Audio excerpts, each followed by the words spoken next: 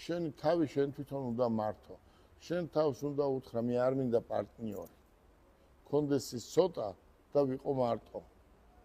თქვენ ხედავთ, იქ მოკლეს, აქ მოკლეს, იქ პარტნიორმა გაიყვნენ, საქმეებს არჩევენ, პროკურატურაშია, სასამართლოშია. ორივემ საქმე უკვე იცით, წაჩხუბდით, პირველ დღეს ფული რო არ ქონდათ, ძალიან კარგად იყავით ერთმანეთთან. ფული რო იშოვეთ, მაშინ უკვე ვერ რიგდებით.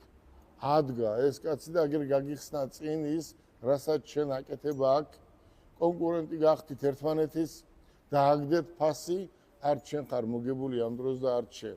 ამიტომ ბიზნეს როცა დაიწყებ, შენთვის გააკეთე ეს ბიზნესი და პატარა იყოს მოგება, მაგრამ იცი რომ შენია. რაც შეეხება ეს რა არის საუკეთესო წიგნი. იფიქრე და გამდიდრდი. უნდა იფიქრო, მთელი ღამე კი არ უნდა დაიძინო.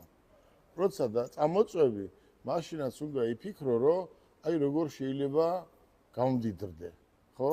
აგერ წერია იფიქრე და გამდიდრდი. ახლა მე რა გავაკეთო აქ მაგ 5 წიგნი.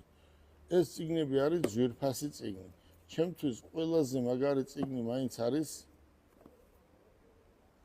ყველა კარგია.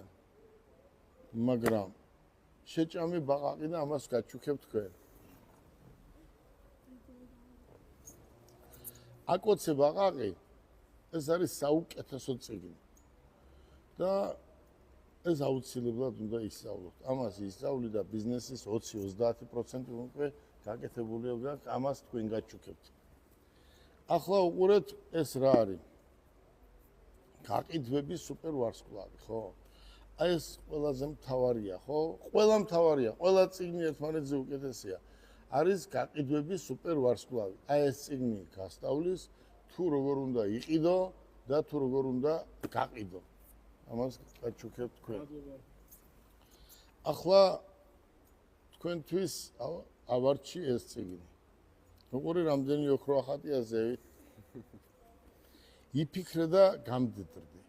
ძილის დრო არ არის. ზოგჯერ ყვები რომ ძილის დრო არ არის მეთქი და დაწერა იმ კაცმა, არა, კვირას მეთქი.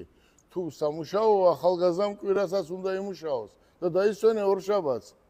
ვინმე გეუბნება რომ სადმე წერია კონსტიტუციაში რომ კვირას არ შეიძლება მუშაობა.